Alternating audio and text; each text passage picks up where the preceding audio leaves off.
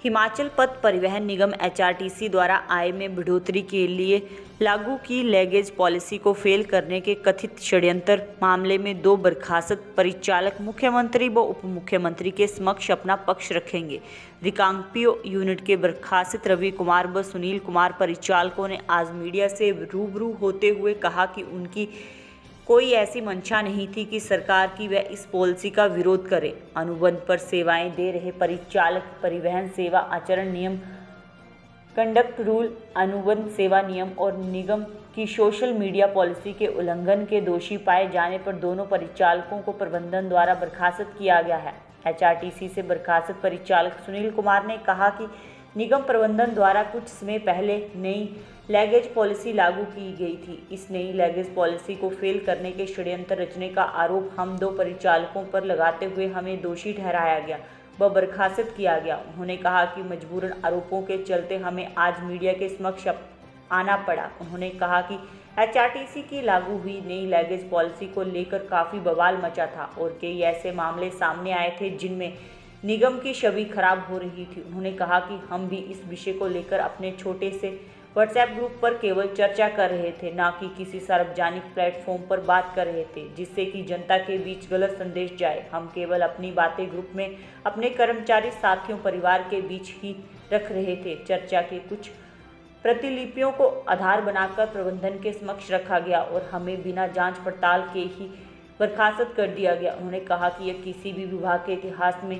होने वाला पहला ऐसा टर्मिनेशन होगा जिसमें तमाम कर्मचारी यूनियन गलत को गलत कहने से डर रही हैं और चुप्पी साधे बैठी है। उन्होंने कहा कि इस विषय को लेकर वह मुख्यमंत्री व उप मुख्यमंत्री से मिलकर अपना पक्ष रखेंगे।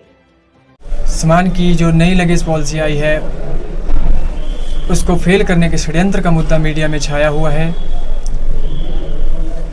जिसमें कि इस मामले में रिकांगपिओ इकाई के 2 परिचालकों को बर्खास्त कर दिया गया है और उक्त मामले में जो 2 परिचालक बर्खास्त हुए हैं वो परिचालक हम दोनों हैं। आज बड़े दुख के साथ, ना चाहते हुए भी मुझे मीडिया के सामने आना पड़ रहा है, क्योंकि अगर मैनेजमेंट मीडिया में इस तरह के आरोप हमारे ऊपर नहीं लगाता तो शायद हम भी मीडिया में नहीं आते। आपको पता ही होगा कि पिछले कुछ दिनों से मीडिया में एचआरटीसी की नई लगेज पॉलिसी जो कि आई है वह लागू हुई। उस दौरान निगम की छवि पर भी काफ़ी सवाल उठे और ऐसे कई मामले सामने आए जिससे निगम की आलोचना पूरे प्रदेश भर में हुई। हम भी इसी विषय को लेकर अपने व्हाट्सएप ग्रुप पर केवल अपने परिवार के सदस्यों के बीच यह चर्चा कर रहे थे, ना कि किसी ऐसे सार्वजनिक प्लेटफॉर्म पर इस बात को कर रहे थे कि जिससे जनता के बीच गलत संदेश जाता और निगम की छवि जिससे कि खराब हुई हो। उन्हीं चर्चा के आधार की कुछ प्रतिलिपियों को लेकर और प्रबंधन द्वारा उन्हीं को आधार बनाकर हम दोनों को बिना जांच पड़ताल के बर्खास्त कर दिया गया है। हम आप सभी के माध्यम से मैनेजमेंट से ये पूछना चाहते हैं कि अपने परिवार के बीच में चर्चा करना क्या, व्हाट्सएप ग्रुप में चर्चा करना क्या कोई जुर्म है? अगर यह जुर्म है तो एक कर्मचारी को बोलने का अधिकार कहाँ तक सीमित है? क्या भारत जैसे लोकतांत्रिक देश में एक कर्मचारी को बोलने का अधिकार नहीं है या अपनी बात रखने का अधिकार नहीं है? निगम प्रबंधन ने हमें आतंकवादी घोषित किया हुआ है। हमारा घर परिवार समाज में आना जाना बहुत मुश्किल हो चुका है, जबकि हमने इतना बड़ा कोई गुनाह नहीं किया है जिसकी सज़ा हमें इतनी बड़ी दी गई है। आप सभी के माध्यम से मैं हम तमाम कर्मचारी यूनियनों को भी ये पूछना चाहते हैं कि आपके सामने 2 परिवारों का गला घोंटा जा रहा है और फिर भी आप गहन निद्रा में सोए हुए हैं। ये लड़ाई केवल हमारी ही नहीं अपितु अंतिम पायदान पर खड़े उस हरेक कर्मचारी की है जो कर्मचारी आप पर विश्वास जताते हैं और ये विश्वास करते हैं कि जब भी उनके साथ गलत होगा तो आप आगे आकर उन कर्मचारियों की आवाज़ बनेंगे। हम याद दिलाना चाहते हैं उन सभी यूनियन के प्रतिनिधियों को जो हनुमान की भांति अपनी शक्तियों को भूल गए हैं, अपनी शक्ति को पहचानो और जो गलत हमारे साथ हुआ है उसके लिए हमारे साथ खड़े होकर हमारा प्रतिनिधित्व करो। ये किसी भी विभाग के इतिहास में होने वाला शायद ही ऐसा पहला टर्मिनेशन होगा जिसमें तमाम कर्मचारी यूनियनें गलत को गलत कहने से डर रही हैं और मौन धारण किए हुए हैं। हम यहाँ पर आपके समक्ष केवल अपना पक्ष रखने आए हैं, क्योंकि जनता के बीच हमारे प्रति जो संदेश गलत तरीके से डिलीवर हुआ है उससे हमें मानसिक रूप से बहुत ही प्रताड़ना का सामना करना पड़ रहा है।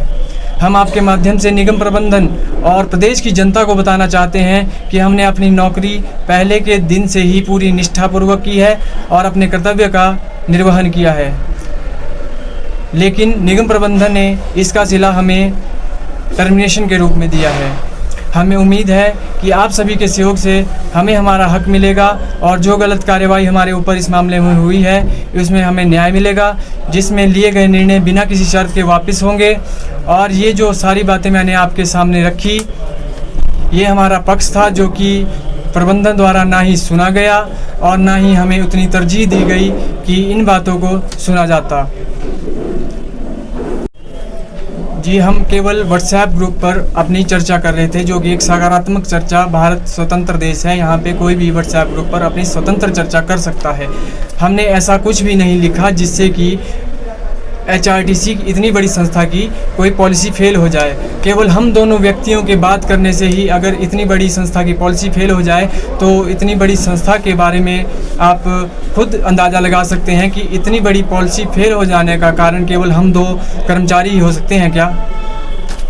सर, जो ऐसी कोई बिल्कुल मंशा नहीं थी कि हम ऐसा करेंगे। हम अपनी एक सकारात्मक चर्चा जो भी पूरे दिन घटनाक्रम के बाद होती है केवल वही कर रहे थे और हमारा ऐसा कोई भी इंटेंशन नहीं था कि इसमें किसी भी तरह से हम किसी को बुरा भला कहें या इस तरह से बात करें और ये जिससे कि निगम की छवि खराब हो। हमें पता है हमारी रोजी रोटी निगम से चलती है और निगम ही की वजह से हमारा घर परिवार चला हुआ है, इसलिए हम कभी भी ऐसा कोई काम नहीं करते जिसकी वजह से निगम की छवि खराब हो। लेकिन जैसा कि आपने बताया कि इससे निगम की छवि खराब होने का आरोप हमारे ऊपर लगाए गए हैं, वो बिल्कुल ही बेबुनियाद और निराधार हैं, क्योंकि केवल एक व्हाट्सएप ग्रुप के चैटिंग किस हद तक निगम की छवि खराब कर सकती है। हमें प्रबंधन ये भी बताए कि इस चैटिंग से कितने लेवल तक किसी को हानि हुई है या ये मैसेज हमारा कितने बड़े प्लेटफॉर्म पर कितनी जनता के बीच में गया है, जो कि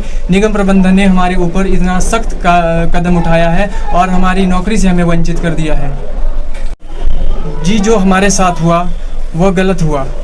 गलत इसलिए क्योंकि हम एक पब्लिक ग्रुप में ना होकर एक प्राइवेट ग्रुप में अपनी चर्चा कर रहे थे, जो कि हमने किसी के बारे में ऐसी कुछ गलत बात नहीं कही थी। केवल चर्चा, एक सकारात्मक चर्चा उस विषय के ऊपर कर रहे थे, क्योंकि हम निगम के कर्मचारी हैं। हर रोज़ हमें इन उलझनों से लड़ना होता है, क्योंकि जब भी कोई पॉलिसी आती है तो उसका सबसे पहला प्रभाव जिस व्यक्ति पे पड़ता है वो निम्न स्तर का जो कर्मचारी होता है उसी पर पड़ता है। और हम अपनी फीडबैक जिस तरह से दे रहे थे उन्हीं बातों को आधार बनाकर, कुछ बातें ऐसी थी जिनको आधार बनाकर हमें टारगेट किया गया है, हम दोनों को ही टारगेट किया गया है। मुझे प्रदेश के उप मुख्यमंत्री और हमारे ट्रांसपोर्ट मिनिस्टर से भी पूरी उम्मीद है कि वो इस मामले में हमारी बात, हमारा पक्ष सुनेंगे और जो हमेशा कर्मचारियों के हितों की रक्षा के लिए आगे आते हैं, ऐसे माननीय मुख्यमंत्री जी से भी हमें पूरी उम्मीद है कि हमारी इस मामले में पूरी सहायता करेंगे।